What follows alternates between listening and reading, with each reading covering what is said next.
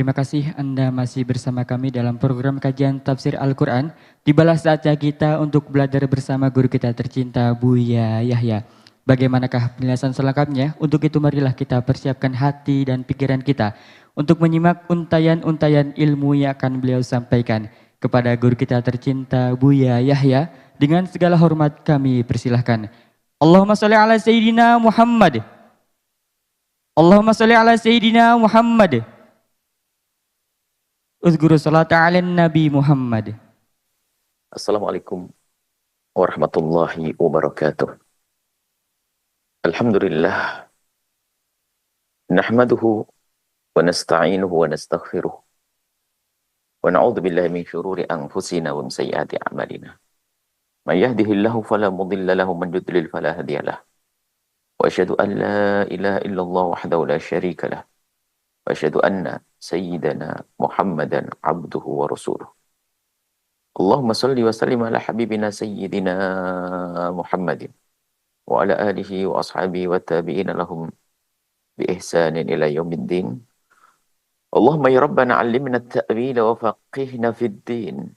A'inna ala fahmi kitabik wa a'inna ya rabbana 'ala al-'amali bihi waj'alna ya rabbana min ahli al-Qur'an.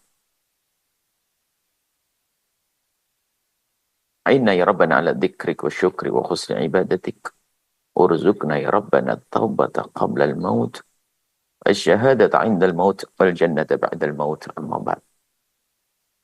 Yang sangat kami cintai, kami muliakan para pecinta Al-Qur'an, perindu Al-Qur'an, cinta baginda Nabi, perindu ridho Allah Subhanahu wa taala. Yang sangat kami cintai. Alhamdulillah kita bisa melanjutkan tadabbur kita, usaha kita untuk merenungi firman Allah Subhanahu wa taala. Semoga Allah memberikan kepada kita pemahaman yang benar. Dan semoga Allah memudahkan kita mengamalkan ilmu kita. Dan semoga Allah menerima amal kita. Dan semoga Allah menjadikan kita hamba yang saling mencintai karena Allah Subhanahu wa taala, yang saling tolong menolong dalam kebaikan. Kita sudah sampai kepada ayat yang ke-19 dari surat Al-Hajj. A'udzubillahi minasyaitonir rajim. Bismillahirrahmanirrahim. Hadzani khasmani ikhtasamu fi rabbihim. Falladzina kafaru qutti'at lahum thiyabun min narin yusabbu min fawqi ru'usihimul hamim. Hadzani, ini dua. Khasmani, dua yang berselisih, dua yang berbeda, dua yang bertentangan. Khasm dalam bahasa Arab itu luas. Maknanya khasm bisa digunakan untuk satu orang. Satu khasm bisa untuk dua orang. Bisa untuk jama', bisa untuk laki, bisa untuk perempuan. Jadi khasmani bisa diartikan dua orang yang berselisih. Tapi bisa diartikan dua kelompok yang berbeda. Dalam hal ini adalah kelompok. Hadzani khasmani.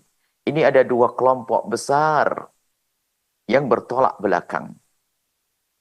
Ikhtasamu fi rabbihim, yang mereka bertolak belakang, berbeda pandangan, pemahaman fi rabbihim, tentang Tuhan mereka. Jadi ini orang berbeda dalam keyakinan. Dua kelompok. Kelompok yang pertama adalah falladzina kafaru, ini kelompok orang-orang kafir. Yang kedua kelompok orang-orang beriman. Jadi tadi yang disebutkan dalam ayat-ayat sebelumnya mengisahkan bagaimana perjalanan orang yang beriman menuju surga, kemudian orang-orang yang tidak beriman menuju ke neraka. Falladzina kafaru, adapun mereka orang-orang yang tidak beriman, sekelompok besar dari orang-orang kafir, mereka tidak beriman. Ini untuk jadi bahan renungan. Setelah dijelaskan bahwa di sana ada orang beriman, bahwa di sana ada orang tidak beriman, kemudian apa sih daripada yang akan dipetik oleh mereka baik yang beriman atau yang tidak beriman? dipetik dalam kehidupan di masa yang akan datang. Ini tuh jadi bahan renungan buat kita. Jadi ahli iman akan semakin kuat dengan keimanannya. Kemudian yang tidak beriman bisa jadi barangkali mendengar berita semacam ini menjadi sadar lalu kembali kepada Allah dan beriman kepada Allah Subhanahu wa taala. Di sisi lain agar ahli iman tuh semakin percaya diri kan keberadaannya sebagai orang beriman yang telah Allah janjikan kepada mereka bermacam-macam kebaikan baik di dunia ataupun di akhirat. Nah ini, walladzina kafaru, adapun orang-orang yang tidak beriman, orang-orang kafir. Qutti'at lahum thiyabum min nar. Adapun orang-orang kafir ini akan dibajukan, dikenakan baju, Masya Allah. Qutti'at itu takti, qutti'at fusilat. Dalam bahasa dunia penjahit. Kalau kita pergi ke penjahit, tafsil. Tafsilnya penjahit itu adalah potongan-potongan, maksudnya kita menjahitkan baju. Itu adalah tafsil atau taktik di sini. Jadi taktik sama tafsil. Seorang penjahit itu tentunya untuk bisa menjadikan baju kita sebagai baju yang ngeplak di badan lalu sesuai, ini adalah harus pakai potong-potong. Dipisah-pisah antara lengan dan sebagainya. Baru dirapikan sehingga ngeplak. Lengan nggak akan pindah ke leher dan sebagainya. Jadi sudah nempel nggak akan berubah-ubah. Ini orang-orang yang tidak beriman dikenakan kepadanya pakaian yang sudah seperti pakaian yang sudah dirapikan. Artinya tidak akan bisa bergeser. Dan tidak akan bisa dilepas. Maknanya apa? Orang-orang yang tidak beriman akan mendapatkan siksa dengan dikenakan baju dari api yang ia tidak akan bisa melepasnya. Artinya nempel terus. Dan nempel beneran, bukan ada pergeseran. Nempel terus. Tidak ada henti-hentinya. Ini gambarannya. Yusabbu akan dituangkan min fawqi ru'usihimul hamimu. Sudah begitu akan dituangkan dari atasnya adalah hal yang mendidih. Bisa maknanya timah, air, segala panas yang mendidih dituangkan dari atas kepalanya. Berita dari Allah, tidak pernah bohong, tidak pernah ingkar janji. Maka kita membaca ayat semacam ini untuk jadi bahan renungan. Jangan sampai itu adalah kita yang dituangkan di atas kepala kita. Timah yang leleh, air panas. Atau yang kita kenakan baju yang menempel pada kita, baju dari api. Ini jadi bahan renungan. Agar kita tidak mengenakan baju itu dan tidak dituangkan di atas kepala kita. Timah panas, air panas. Itu bagaimana caranya? Menjaga iman kita. Kan ada dua kelompok, orang beriman dan orang tidak beriman. Yang beriman bisa belok menjadi orang tidak beriman. Kapan? Di saat tidak waspada dan tidak menjaga iman dan tidak hati-hati tentang keimanannya. Di hari ini sudah mulai banyak penyelewengan, pemelesetan. Seolah-olah beriman. Dan betul, ini namanya orang tersesat. Orang tersesat itu bagaimana sih? Orang yang dia merasa berada di jalan sesuai dengan tujuan, ternyata dia salah jalan. Dia menganggap bahwasanya dia dalam kebenaran, tapi salah jalan. Begitu? Ada kebayang kalau Anda lagi tersesat bagaimana? Anda mau pergi ke Surabaya lewat jalur jalan, satu jalan. Rupanya jalan itu ada simpang. Anda tidak sadar, Anda terus merasa berjalan, seolah-olah berada di jalan yang benar menuju tujuan. Tak tanya seolah sudah berkilo-kilo baru sadar itu salah. Kalau tidak sadar, lebih jauh hilang dari tujuan. Begitu juga di dalam beragama. Orang yang semula adalah ahli iman. Karena dia tidak waspada, tidak hati-hati dengan keimanannya, bisa saja perlahan demi perlahan, tiba-tiba dia sudah berada di jalur yang tidak beriman. Belum lagi ada upaya-upaya di sana untuk mengeluarkan orang yang beriman dari wilayah iman. Dengan bermacam-macam upaya dan cara, mulai dari meragukan kepada agama, kepada baginda Nabi, kepada syariat Islam. Sehingga banyak dihembuskan atau bahkan disuarakan di beberapa negeri, tempat-tempat tentang sesuatu yang dinisbatkan kepada Islam tapi bukan bagian daripada Islam. Tujuannya apa? Untuk menjadikan orang-orang yang sudah beriman agar lari dari Islam. Ini yang harus kita waspadai.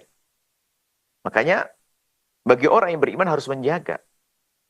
Jangan sampai fitnah-fitnah yang dihembuskan atas nama Islam ini Justru kita serap, kita rekam, kita tancapkan di otak kita, lalu dirasakan oleh hati, murtad keluar dari iman pada akhirnya.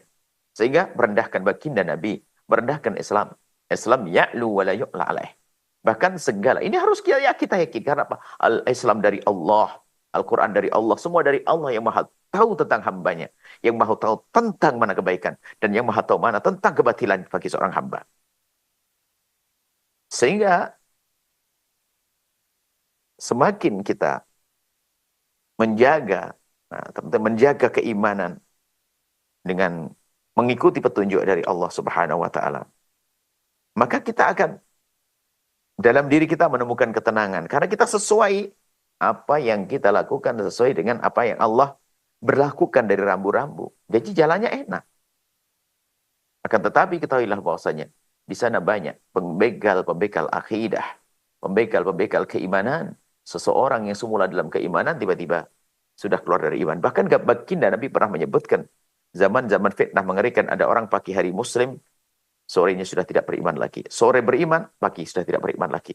Begitu cepatnya perubahan. Maka waspada. Maka apa yang kita dengar selama ini? Informasi apa? Kalau itu sekiranya akan mengganggu keimanan di hati kita, jangan didengar. Bahkan kadang seseorang yang dengan kesesatannya, dia punya kefasihan. Dan punya kekuatan dalam berkomunikasi. Sehingga ada orang yang terbius dengan omongannya. Sehingga diam-diam mengikutinya. Akhir-akhir ini ada kelompok-kelompok yang namanya kelompok menyeru, menyatakan diri adalah tidak beragama, ateis. Dan pengikutnya banyak. Bahkan di antara mereka memang orang terpelajar juga. Bahkan ada orang-orang cerdas. Cerdas tidak jaminan orang dapat hidayah. Cerdas mengikuti hawa nafsunya tersesat. Ya, ini ada, makanya kita harus waspada. Sehingga di dalam kita beragama tidak cukup. Hanya kita senang membaca, senang dengar ceramah dan sebagainya. Akan tetapi harus kita punya manhaj yang jelas di dalam mempertahankan agama, talaqi, guru yang jelas, silsilah guru yang jelas. Bukan hanya sekedar kita mendengar, oh berita kebaikan tentang agama, kita datangi. Oh enggak. Kita harus tahu betul cara beragama. Beragama. Nabi menyebutkan agama ini amanat. Fal tanzur amman ta'khud dinak. Dari siapa engkau mengambil agamamu? Kalau kita salah mengambil, diam-diam kita akan kepleset. Apalagi seorang murid dengan seorang guru yang sesat misalnya. Loh, guru punya pengalaman untuk menundukkan, menaklukkan seorang murid. Dia dengan bermacam-macam cara, sehingga seorang murid akan mengikuti, tiba-tiba dibawa dalam kesesatannya. Baik, kemudian ini harus kita waspadai. Jangan sampai seseorang seolah-olah dia berada dalam lingkungan muslim, lingkungan beriman, tapi sungguhnya dia telah keluar. Hari ini ada upaya-upaya untuk itu. Sehingga diam-diam seorang muslim tidak bangga dengan Islam. Sampai satu orang kami mendengar satu cerita bahwasanya seorang muslim yang semula adalah Islam baik-baik, sudah mulai ada kebencian. Jadi menyebut nama Nabi Muhammad pun pakai kalimat-kalimat yang tidak pantas. Dengan menyebut julukan atau apa gelar-gelar dibuat sendiri oleh dia. Dan seterusnya. Baik. Jadi ini peringatan buat kita bahwasanya orang yang tidak beriman, kafaru, orang kafir itu bisa saja orang kafir asli atau orang yang semula beriman akan tapi dia tidak waspada, tidak menjaga keimanannya, kemudian kepleset menjadi orang yang dalam wilayah kafir, biarpun secara zahir dia seorang beriman. Ditumpahkan di atas kepalanya timah panas atau suatu yang panas, cairan yang panas. Yuzharu bihi, yuzharu akan dilelehkan. Dilelehkan bihi dengan hamim tadi. Dengan curahan panas tadi, leleh. Apa yang akan leleh? Ma fi butunihim wal julud. Kulit dan semua yang ada di dalam dirinya, di dalam perutnya akan hancur bersama panasnya tumpahan tadi, curahan tadi. Curahan panas tadi akan melelehkan. Dan lelehnya bukan leleh seperti di dunia. Kalau ada seorang di dunia ini dituangi timah, leleh timah panas, dia akan mati dan selesai kisahnya. Tapi di sana la yamutu fiha wa la yahya. Enggak dikatakan mati, enggak akan hidup. Orang mau mati enggak bisa lagi karena bukan waktunya untuk. Tidak ada kematian lagi setelah itu. Yang ada adalah siksa abadi atau nikmat abadi atau siksanya orang yang beriman tapi punya dosa, setelah itu akan diangkat ke surga. Nah ini orang-orang yang tidak beriman. akan merasakan seperti itu dituangkan curahan panas di atas kepalanya dengan baju dari api. Kemudian setelah itu akan menjadi menjadi lebur, menjadi cair, hancur yang ada di dalam dirinya sekaligus kulit-kulitnya. Cuman setelah itu apa? Pulih kembali. Lalu terbakar lagi, pulih kembali. Hancur lagi, pulih kembali dan seterusnya. Yang tidak ada hentinya. Jadi seksa dan seksa dan seksa yang terus-menerus. Lahum maqami'u min hadidin. Lahum ini sebagian ulama mengembalikan dhamir hum ini, kata ganti hum ini kembali kepada mereka orang-orang kafir. Lahum bagi mereka telah disiapkan maqami' atau palu-palu, makma. Palu itu untuk menghalau agar tidak keluar. Maksudnya makma ini istilahnya adalah maqami' ini adalah palu-palu. Mereka punya palu-palu dari besi yang dipukulkan kepada mereka. Artinya sudah diberi oleh Allah setiap dari mereka itu palu-palu yang akan memukuli diri mereka. Sebagian mengatakan hum ini kembali kepada malaikat-malaikat. Artinya bersama orang-orang kafir di neraka itu nanti ada malaikat-malaikat yang malaikat itu memegang palu-palu dari besi untuk memukuli mereka. Bayangkan begitu mengerikannya keadaan itu. Dan kita harus percaya wahai ahli iman, ini Allah yang berfirman. Tinggal bagaimana kita menata. Kalau Anda atau kita sebagai pendosa, akhiri dosa itu Allah Maha Pengampun. Penyesalan yang sesungguhnya. Di saat mengingat dosa, dia akan menyesal. Ingin diampuni oleh Allah. Dan penyesalan yang sesungguhnya adalah penyesalan yang spontan. Bukan tertunda panjang. Yang menunda penyesalan, bisa jadi penyesalannya adalah bukan penyesalan yang sesungguhnya. Tapi hanya karena kepentingan dunianya saja hilang sehingga menjadi menyesal. Ini ada. Orang melakukan dosa, sudah diingatkan tidak menyesal. Setelah pertimbangan panjang baru menyesal. Ternyata menyesalnya bukan karena takut neraka. Hanya takut kebaikan dunianya hilang. Kepentingan dunianya hilang. Jadi menyesalnya bukan menyesal yang sungguhan. Hati-hati. Jadi penyesalan yang sesungguhnya. Ada penyesalan kelihatannya menyesal.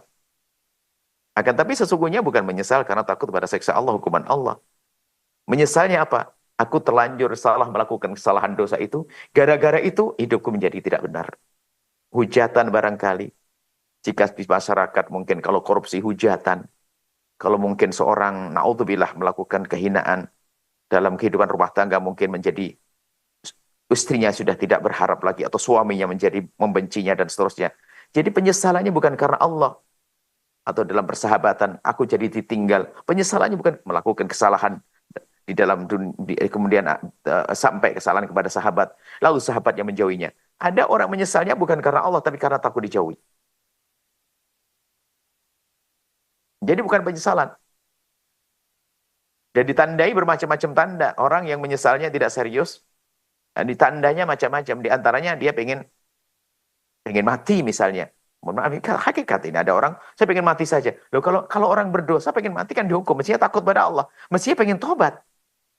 Maka ada rentetannya, itu rentetan orang yang tobatnya tidak benar. Makanya ada kebohongan di dalam tobatnya itu. Jadi kalau orang punya kesadaran, dia melakukan kesalahan apa? Mabuk, judi, zina, segala macam dan sebagainya. Ayo membangun penyesalan yang serius karena Allah. Bukan karena hujatan di dunia. Bukan karena takut dihujat manusia. Bukan karena takut ditinggalkan keluarganya. Bukan karena takut ditinggalkan istrinya. Bukan karena takut ditinggalkan suami. Bukan karena takut dihujat oleh kawan-kawannya. Bukan itu. Hujatan di dunia sederhana, tapi di hadapan Allah. Minta pengampunan dari Allah. Lah ini. Karena bisa jadi orang yang punya iman kepleset. Tapi bisa kembali kepada Allah dengan penyesalan yang sesungguhnya. Ini gambarannya ada neraka yang mengerikan. Pedih. Pedih. Pedih. Hukuman Allah subhanahu wa ta'ala. Kemudian kullama aradu ayyakhruj minha arada. Berkeinginan. Di dalam dirinya. Kullama aradu ayyakhruj minha. Kullama kapan mereka ingin keluar minha. Daripada tadi. Neraka tadi. Daripada siksa tadi. Daripada hukuman-hukuman tadi. Min ghammin. Pengen keluar karena nggak kuat. Nggak kuat aku di neraka. Oh, pengen keluar. Nggak bisa. Itu hanya ghammen. Karena keadaan di neraka menyakitkan. Susah di atas susah. Setelah itu, wa'idu fiha, dikembalikan lagi. Tersiksa, dia pengen kapok, saya pengen keluar dari neraka ini, saya pengen keluar dari hukuman Allah. Nggak akan bisa. Wa'idu fiha, dikembalikan lagi. Ingin keluar itu bisa saya keluar dari, ini maksud, keluar dari gham, itu bukan saja neraka. Keluar dari gham itu, keluar dari rasa yang menyakitkan. Bisa saja pengen mati, tapi nggak mati-mati di situ. Gambarannya kalau orang mati kan ada rasa lagi, kan gitu. Bisa saja maknanya pengen keluar dari neraka, nggak akan mungkin. Atau mati saja, nggak akan bisa. Oh itu via, dikembalikan lagi. Dikembalikan lagi. Wadhuku adabal hariq. Kemudian diserukan kepada mereka. Sebagian menjelaskan malaikat-malaikat merendahkan atau menjadikan hukuman mereka semakin berat kan. Nikmat itu. Rasain tuh neraka tuh. Kau mau keluar dari neraka nggak bisa. Kalau keluar dari neraka nggak bisa tuh rasain neraka. Duku rasakan. Itu neraka yang membakarmu itu. Hal-hal yang semacam ini harus punya arti bagi kita. Bukan sekedar ayat kita baca. Akan tapi kita jadikan benteng bagi kita. Untuk menumbuhkan rasa takut kepada Allah. Di saat kita melakukan dosa. Dan dosa ini kalau dibiarkan terus akan menarik dosa lain lagi. Hingga pada akhirnya gelap hatinya. Hingga akhirnya begitu mudah dia keluar daripada iman. Sehingga yang dibahas hari ini memang kekafiran. Tapi menuju kekafiran itu banyak rutenya. Rute keluar dari iman. Hati-hati. Maka dari itu ayo waspada.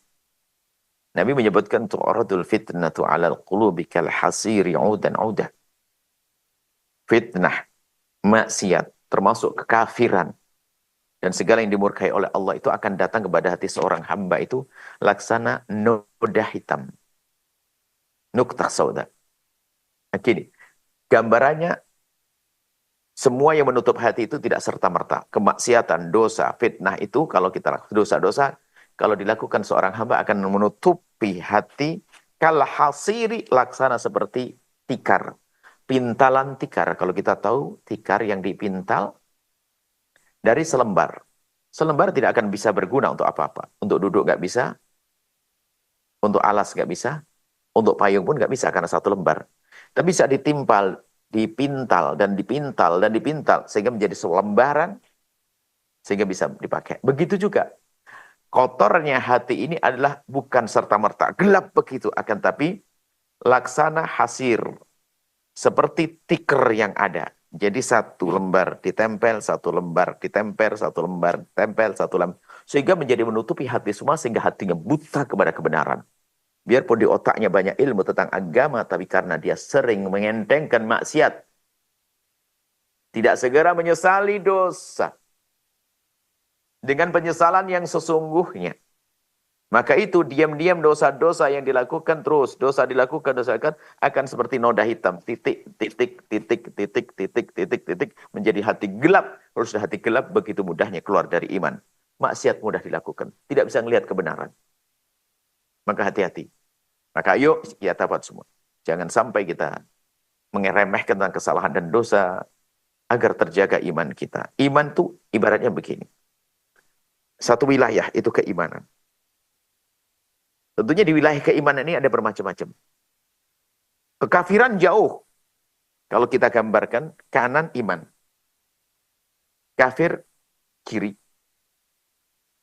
Makanya semakin orang itu merosot imannya akan mendekat ke wilayah kekafiran. Terus. Begitu juga seorang yang dalam wilayah kekafiran. Semakin dia menyadari kekafirannya. Dengan keinsafannya. Maka perlahan akan didekatkan kepada keimanan. Sebaliknya orang yang katanya beriman tapi mengentengkan dosa-dosa, lihat terus dia akan terseret perlahan demi perlahan untuk mendekati kekafiran. Fasik, maksiat. Bisa saja sampai su'ul khotimah, keluar dari iman. Maka orang cerdas, ya dia manusia, dia dalam wilayah iman. Kemudian ada godaan, tapi balik lagi. Ada godaan balik lagi, karena dia menjaganya. Termasuk belajar semacam ini, bergaul. merenung dan seterusnya. Maka ayo kita jaga iman kita. Menjaga iman kita dengan waspada. Belajar dengan siapa, apa yang kita baca, pergaulan kita kayak apa. Terus agar renungan kita itu sehat dan hidup untuk menjaga iman kita. Ini bisa kami sampaikan, semoga Allah menjaga kita semuanya. Allah menjadikan kita ahli iman yang tidak akan merasakan panasnya api neraka. Ahli iman yang masuk surga tanpa hisab. Semoga Allah menjadikan kita hamba yang saling mencintai karena Allah. Nuhibbukum fillah. Wallahu a'lam bissawab. Bismillah, mari kita tutup dengan doa. Bismillahirrahmanirrahim. Alhamdulillahirrahmanirrahim. Allahumma salli ala habibina sayyidina Muhammad wa ala Muhammad. Allahumma ya Allah, Allah ya Rahman Rahim. Pandang kami dengan kasih sayang dan cinta darimu ya Allah. Berikan kepada kami segala kebaikan di dunia dan di akhirat. Untuk diri kami, keluarga kami, anak-anak kami semua ya Allah. Pandang anak-anak kami dengan kasih sayangmu ya Allah. Di zaman mengerikan ini ya Allah. Mohon ya Allah, bimbing kami untuk membimbing anak-anak kami. Berikan kepada kami kekuatan untuk mendidik anak-anak kami. Ya Allah, jika Engkau menjaga anak kami, tidak akan ada yang bisa mengganggu mereka. Tapi jika Engkau tidak menjaga anak kami, siapa yang akan menolong mereka ya Allah? Maka kami serahkan padamu anak-anak kami ya Allah. Di zaman yang mengerikan ini ya Allah. Dan kami mohon ya Allah. Kami berjuang di jalan-Mu. Berikan kepada kami ketulusan. Kirimkan kepada kami hamba-Mu yang tulus dan ikhlas ahli surga-Mu yang bisa berjuang bersama kami. Dan jadikan kami bersama mereka, jangan tinggalkan kami. Ampuni orang tua kami dan guru-guru kami. Berikan kasih sayang-Mu kepada mereka ya Allah. Berikan kasih sayang-Mu kepada mereka di dunia dan di akhirat. Wujudkan keindahan dalam rumah tangga kami ya Allah. Suami istri yang saling mencintai karenamu. Dengan anak yang soleh-solehah. Yang dibanggakan oleh kekasih-Mu Nabi Muhammad. Yang sempit rezeki lapangan dengan rezeki yang halal penuh berkah. Yang sakit sembuhkan. Yang punya hutang mudahkan kami dalam bayar hutang-hutang kami.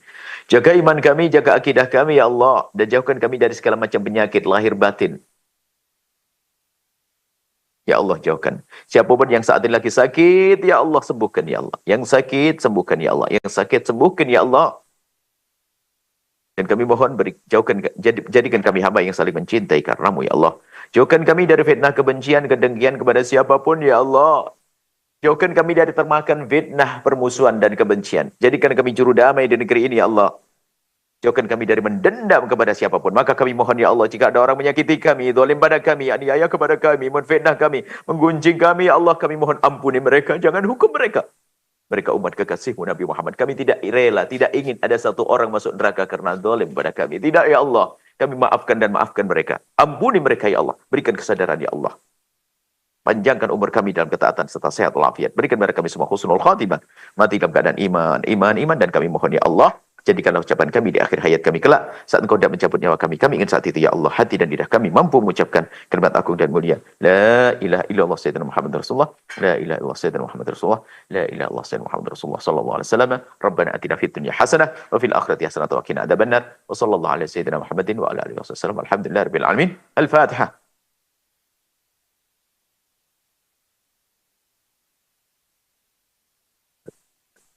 Makasih, mohon maaf dan mohon doa selalu. Wabillahi taufiq wal hidayah. Assalamualaikum warahmatullahi wabarakatuh. Waalaikumsalam warahmatullahi wabarakatuh. Baik hadirin, pemirsa Al-Bahjah TV dan pendengar setia Radio Network dimanapun Anda berada. Demikianlah majelis kita pada kesempatan kali ini dan tetaplah istiqomah untuk mengikuti program-program kajian selanjutnya dalam program kajian Kitab Mukhtasar At-Targhib wa Tahrib yang rutin diselenggarakan setiap Ahad pagi di Aula Utama Lembaga Pengembangan Dakwah Al-Bahjah Cirebon. Disiarkan langsung oleh Al-Bahjah TV dan Radio Network. Dan akhirnya saya Raditya Pratama beserta kru yang bertugas mengucapkan syukron jazilan atas segala perhatian Anda. Mohon maaf dan mohon doa selalu. Mari kita tutup majelis yang mulia pada kesempatan kali ini dengan pembacaan doa kafaratul majelis. Subhanakallahumma wa bihamdika asyhadu an la ilaha illa anta astaghfiruka wa atubu ilaik. Wassalamualaikum warahmatullahi wabarakatuh.